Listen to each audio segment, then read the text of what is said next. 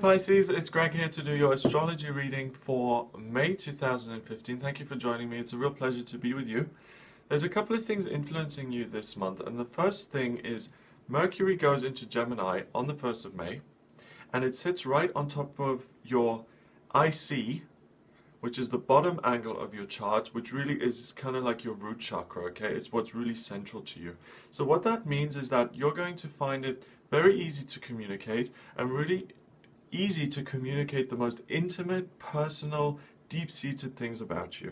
So please be careful about who you speak to that way, because you're really very willing to reveal everything about yourself. So if you're a blogger or a vlogger, then you're going to really find that you're much more willing to share aspects of your life that you wouldn't otherwise. So make the decision. I mean, I'm not telling you what you can and can't share, but what I'm telling you is that you need to make a decision before you do that, what you're willing to share.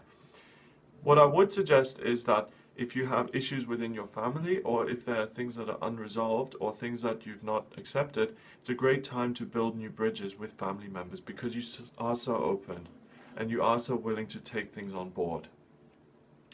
The full moon occurs on the 4th of May, and that happens in your 9th house in Scorpio. So this is about emotional expansion, and the full moon is kind of like a blossoming. It's like a flower opening up. And you will see that you've had feelings within yourself that you weren't even aware of, or that you hadn't even realized were there. And the other thing is that this moon is quite near the noon position of your chart. It's almost at the very top.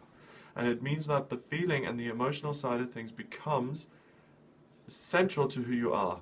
So you are going to get profound, intuitive, kind of emotional messages through your internal guidance system, and it's important, especially during this full moon period, to heed those messages and to take note. Venus moves into Cancer in the 5th house on the 8th of May, and this really signals a wonderful time for romance for you. So I think this openness and this willingness to share and take other people's feelings and ideas on board, you're almost being rewarded for that now by the universe. And the 8th is a great time, and there's great potential for you to meet someone new, and to meet someone who's a stable and solid fixture in your life for the next couple of years, decades, whatever. But it's something solid. It could also be that you fall in love with something, a concept, an idea, a thing, like a painting. But the love that you discover on the 8th of May 2015 is going to be a permanent, long-term and long-lasting love in your life. So please, that's a very, very important day for you, and it's a very positive day.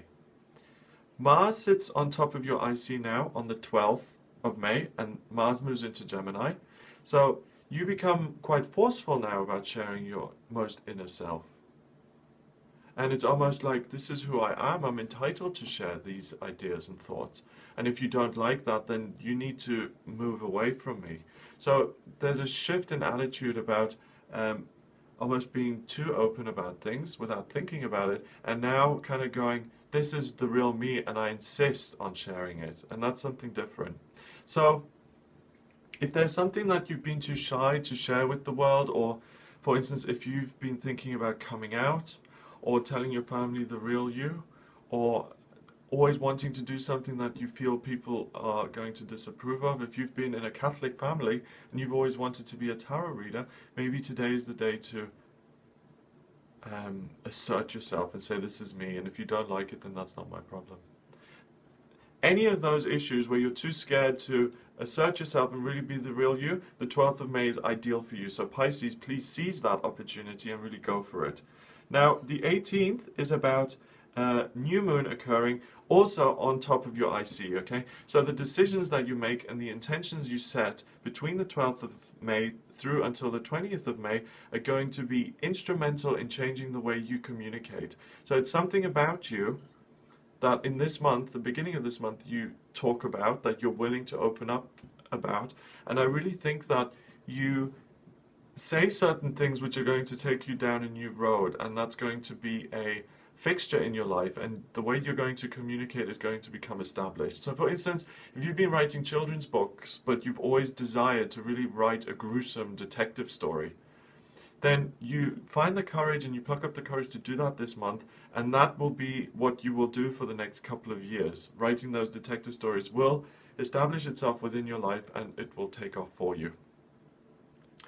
Mercury goes into retrograde on the 20th, and that happens in your 4th house. So things start to become a little bit more, the walls start to come back up a little bit. You stop oversharing if you've been doing that, but really it gets back to a little place of normality, really. So I don't see this Mercury retrograde as particularly harmful. I think the thing that didn't seem very normal was what was coming before, which was the sharing of things that usually you keep very hidden, okay? The end of the month really finishes off with you discovering what the authority is in your life and what you kind of value and you kind of see as true. So again, that example with the tarot reader in a Catholic family, that you establish yourself as a tarot reader despite of what other people think, and that you say, this is something I am, and now how do I build that? Am I going to open my own shop? Am I going to do this professionally? Am I going to just do it with friends? But what is the structure that this new identity is going to take? And that's what you look at by the end of the month. So let me have a look at a card here. The card is the Ten of Pentacles in reverse, and it indicates that there's going to be a bit of a shake-up in terms of your values and your relationships with people, especially people that tell you you ought to do something a certain way or you should do something a certain way, and there's going to be a little bit of a shuffle and a change about. And I really think what the main change is that you assert yourself, you come on through and you say, hang on a minute, this is me, and you're going to have to make room for me because I occupy this space as well. And I really applaud that. I think that's wonderful. And for water signs especially, this is sometimes tricky to do because it takes a lot of stability, and the reason that's kind of happening now is because of the planets, obviously, but also because May is a very earthy, practical month. It's the month of Taurus, and it gives you the opportunity to make those practical changes in your inner life. So if you're completely confused about what it is you feel like you should be doing, or you don't know how you're going to get the courage to share your inner self with people who are near to you, and you need some extra guidance, then please get in touch with me for a personal reading. You can do that by going to gregoryscott.com. Click on the readings tab and you'll see the different types of readings that I offer. And please remember to subscribe to the YouTube channel. Have a wonderful, empowering May, and I'll speak to you soon.